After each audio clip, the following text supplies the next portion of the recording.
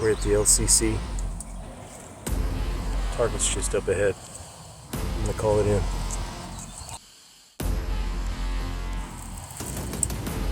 Breaker 19, this is Papa Bear to Baby Bear, over.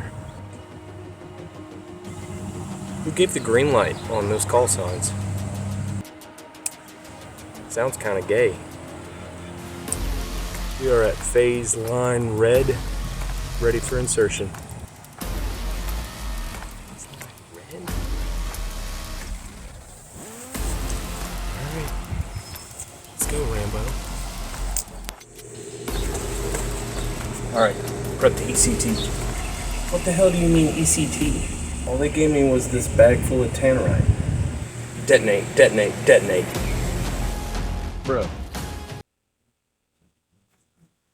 See if it's unlocked first, you dummy.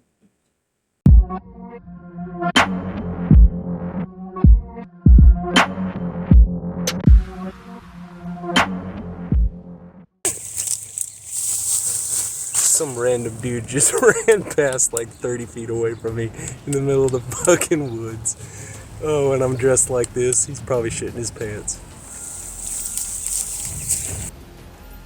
Pew pew pew pew pew pew pew. What is up,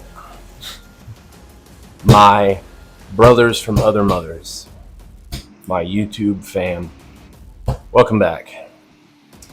This is going to be a quick one today. We're going to talk about something that I don't see on YouTube hardly ever. Today we're going to talk about escalation of breaching. If that lined up, that'd be freaking cool for once.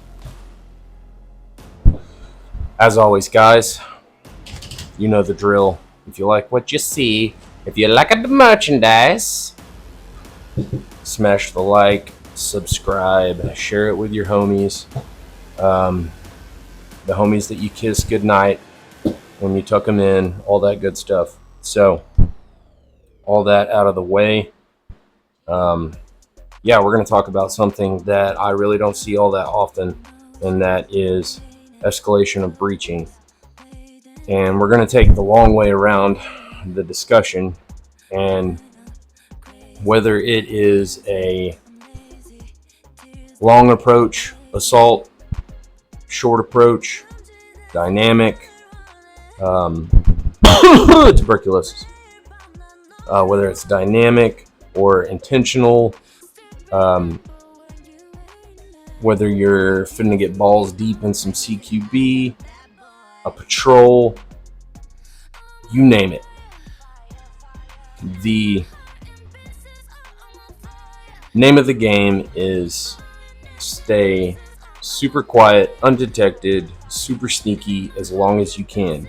Have the element of surprise as long as you can and get as close as you can until A, it's go time and you're ready to start turning vertical bodies to horizontal bodies, or B, you get ousted and they know you're there and the jig is up.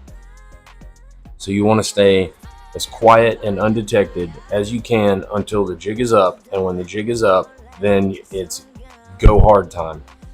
And you have literally moments, seconds, to where you need to switch it on full throttle and be as loud, as fast, and as violent as you possibly can be, because in those few moments is where the whatever your scenario's bad guy is, those moments are when he can decide on, oh, I got this.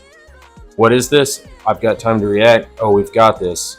Or B, he absolutely shits his pants and he has no idea what's going on, and you flip that OODA loop and he has no time to compensate.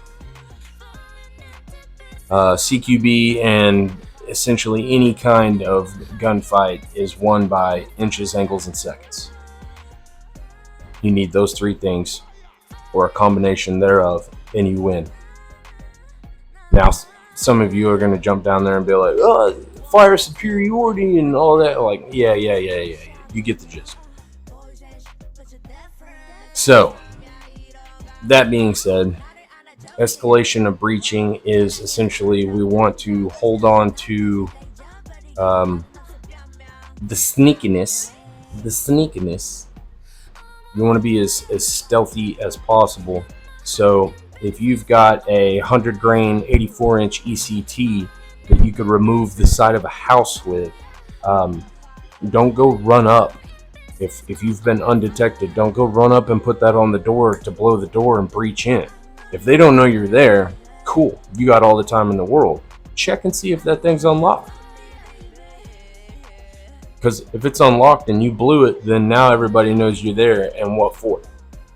You didn't have to. You could have kept that ordinance as well.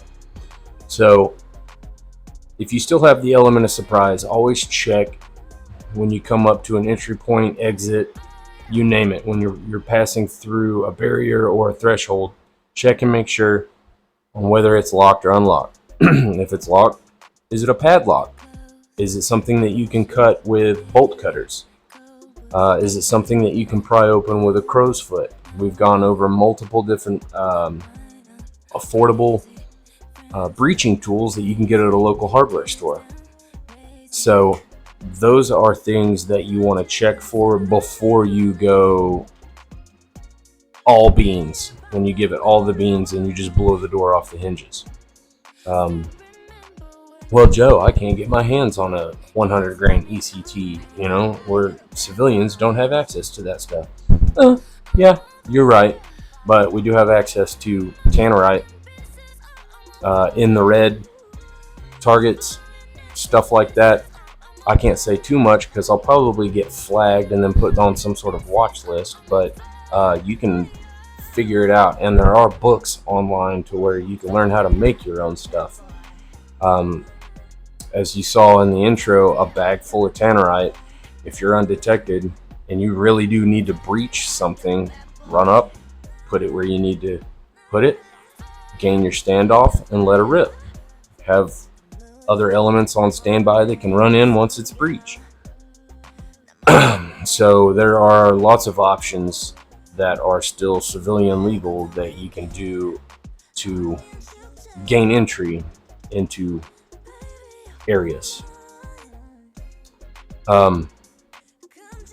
So yeah, there's not a whole lot to discuss other than the point that if you ain't gotta blow it, don't blow it. If you haven't been undetected, don't waste that. That is a precious gift. That is one thing that I had to learn the hard way doing force on force drills, and that I've seen countless number of people where they rush, and it's a high stress situation, a high stress scenario. So obviously you're gonna rush. You got to try and learn how to tone that back. If the enemy doesn't know you're there yet, don't give them the opportunity to know you're there until you're ready. So that being said, guys, let me know what you think down below. As always, I love hearing from you guys. I love having discussions with you guys. So get down, let me know what you think. As always, like, subscribe, all that crap. I really appreciate it. Share it with your buddies while you're snuggling in bed, waiting to go night-night. And guys, as always, as always, always push back, always. As always push back, always. Push it back. Peace.